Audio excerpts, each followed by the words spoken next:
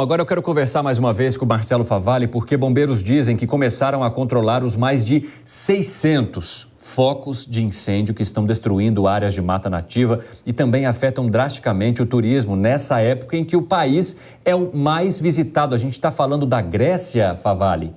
É isso mesmo. Cine, olha, se tem uma boa notícia aí, que são 660 focos de incêndio localizados em 2 semanas, e agora os bombeiros começaram a arrefecer esses pontos de mata nativa que pegaram fogo e atingiram casas, se aproximaram de hotéis. Houve pelo menos 2 grandes ilhas que são muito visitadas pelos turistas, que tiveram que ser esvaziadas. Eu falei das ilhas, mas também houve uma ameaça no continente. Queria que vocês olhassem para cá, porque eu transformei numa linguagem gráfica o que está acontecendo na Grécia.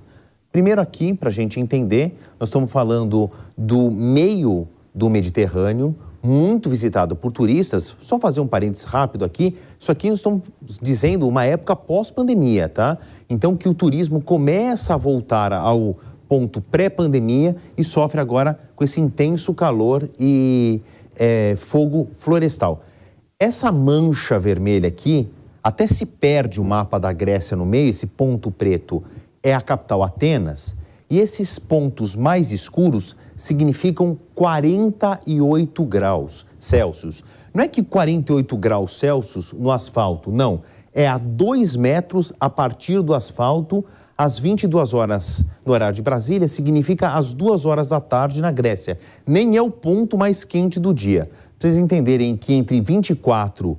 Opa, apareceu o Trump aqui, desculpa. Entre 24 e 27 de julho, esses foram dias absolutamente insuportáveis para a capital da Grécia.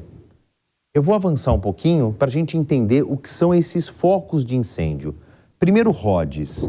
Rhodes é uma ilha muito visitada por turistas. Havia aqui o gigante de Rhodes, que era uma das 7 maravilhas do mundo antigo. Isso aqui, ó, é o que já foi destruído de mata nativa só na ilha. Os pontinhos amarelos são os focos de incêndio ainda em atividade.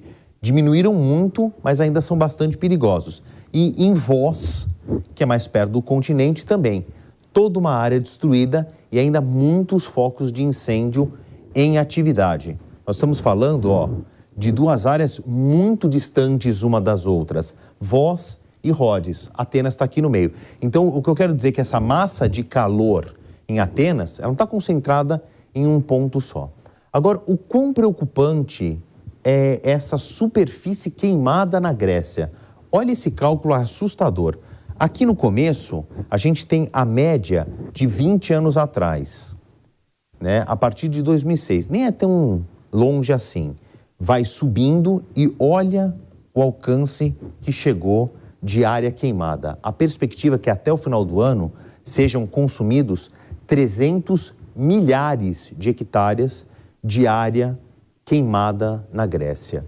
A situação não é muito diferente do resto da União Europeia, que também desde 2006 vem apontando um aumento. Essa linha vermelha é a queimada média na União Europeia em 2006, de uma média, de 2006 a 2022, o salto em 2023 e a partir daqui o que vai ser a área consumida de queimadas na União Europeia por causa desse julho, que já é o mais quente da história da humanidade, desde o século XIX, quando os ingleses começaram a medir a temperatura dia por dia, mês por mês, estações, e fazerem comparações. E isso é só o começo, ainda não terminou o ano, o que já aponta que 2023 vai ser o ano mais quente desde que essas medições começaram lá no século XIX por causa da Revolução Industrial. Falando do cenário internacional, antes de eu devolver a palavra para o Evandro Cini, queria fazer um convite para você. Para sábado, às 21 horas, a gente tem o nosso programa que faz um resumo, uma releitura do cenário internacional, mas o Jovem Pan Internacional deste sábado ele é especial. Nós vimos ao longo da semana os 70 anos do armistício, que é um acordo de cessar-fogo. Não chega a paz definitiva entre as Coreias. Mais do que esse número redondo e mais do que fazer um repasso histórico, nós preparamos um programa exclusivo com depoimentos. Encontramos ex-combatentes da Coreia do Norte, pessoas que fugiram depois do regime ditatorial, soldados da Coreia do Sul, pessoas que passaram 3 anos nas trincheiras dessa guerra entre 1950 e 1953, gente que até hoje tem fragmentos de bombas no corpo, e ouvimos das autoridades o que pode ser essa provável, possível, sonhada reunificação entre as Coreias. Além do desenvolvimento da parte norte, a evolução industrial da parte sul, existe uma guerra que dividiu famílias. Existem milhares de pessoas que foram separadas por causa do combate, que nunca mais se viram.